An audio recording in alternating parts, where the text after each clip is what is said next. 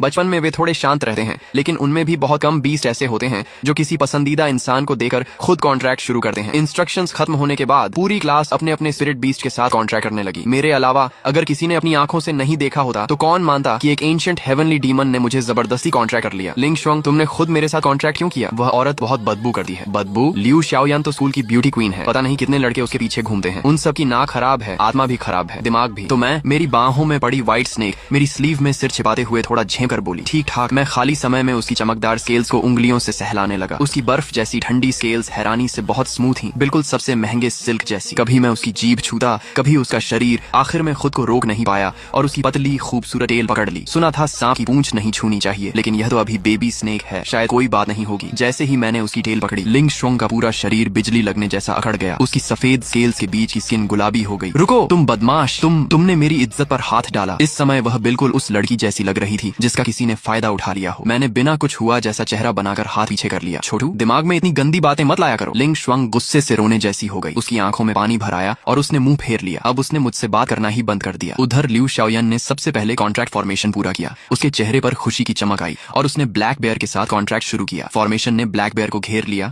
और तेजी से घूमने लगा, लेकिन फॉर्मेशन के अंदर ब्लैक बेयर ने अपनी स्पिरिचुअल पावर से चुके से उसमें दो छोटे बदलाव कर दिए। साधारण इक्वल कॉन्ट्रैक्ट बिना किसी को पता चले मास्टर सर्वेंट कॉन्ट्रैक्ट में बदल गया। फर्क सिर्फ इतना था कि मास्टर ब्लैक बेयर था और सर्वेंट लियू शाओयान। ये वही फॉर्मेशन था जो पिछली जिंदगी में मैं और ब्लैक बेयर एक एंशिएंट रुइंस में खोज कर लाए थे। मुझे उम्मीद नहीं थी कि इस जन्म में वह इसी ट्रैप से लियू शाओयान को फंसा देगा। कॉन्ट्रैक्ट पूरा होने के बाद ब्लैक बेयर ने मेरी तरफ देकर गर्व से मुस्कुराया। मैंने चुके से मेज के नीचे हाथ ले जाकर उसे थम्स अप दिखा दिया। इसलिए कहते हैं, दुनिया में किसी को नाराज कर लो, लेकिन सीधे साधे इंसान को कभी मत करना। इंसान, तुम बहुत बुरे हो। मेरे कानों में फिर वही नाराज आवाज आई। मेरी चुनी ब्यू, घमंडी शर्मीली लिटिल स्नेक फिर शुरू हो गई थी। मैंने क्या किया? मैं उसकी ठंडी स्केल्स पर उंगली से हल्के हल्के टैप करने लगा। तुमने मेरी टेल छुई और अब दूसरी औरत से आंखों आंखों में बातें कर रहे हो। ऊपर से वह काली बदसूरत भालू। जितना लिंग शुआंग बोलती गई उतनी ही ज्यादा दुखी होती गई। मैंने मन ही मन सांस छोड़ी। लगता है ये छोटी सी जलने वाली पॉसेसिव स्नेक ही है। कुछ देर बाद पूरी क्लास ने कॉन्ट्रैक्ट पूरा कर लिया। टीचर ने सबको कल्टीवेशन रिसोर्सेज बांटे। मैंने सिर्फ एक स्नैक अपने लिए रखा और बाकी सारे लिंग शुआंग को खिला दिए। पूरे 19 स्नैक्स उसने एक एक करके इतनी तेजी से खा लिए कि क्लास से बाहर निकलने से पहले ही सब खत्म हो गए। सब लोग मुझे देखकर हैरान रह गए। शाओ फैन पागल हो गया है। पूरे हफ्ते का कल्टीवेशन रिसोर्स उसने व्हाइट स्नेक को खिला दिया। क्या इसने क्लास में ध्यान नहीं दिया? स्पिरिट बीस्ट धीरे ग्रो करते हैं, इतना जल्दी फीड नहीं करना चाहिए। स्पिरिचुअल स्टोन्स तो खुद कल्टीवेट करने के लिए होते हैं। व्हाइट स्नेक ने इसके साथ कॉन्ट्रैक्ट करके अपनी किस्मत खराब कर ली। यहाँ तक कि टीचर भी नाराज हो गए। कुछ स्टूडेंट्स ध्यान दें, स्नैक्स हर महीने लिमिटेड क्वांटिटी में मिलते हैं। अगर बर्बाद कर दिए तो स्कूल एक्स्ट्रा नहीं देगा। मैंने सिर्फ इतना कहा। जी पता है। सच कहूँ तो पिछली जिंदगी में भी मैं ब्लैक बेयर के साथ रिसोर्सेज खुलकर शेयर करता था। बाकी स्टूडेंट्स 4:1 रेशियो रखते थे, लेकिन मैं हमेशा आधा आधा बांटा था। मेरे लिए हम दोनों बराबर के कॉमरेड्स थे, लेकिन ब्लैक बेयर को भी मैंने कभी इतना नहीं खिलाया जितना इस व्हाइट स्नेक को। यहाँ रेशियो था 19:1। सिर्फ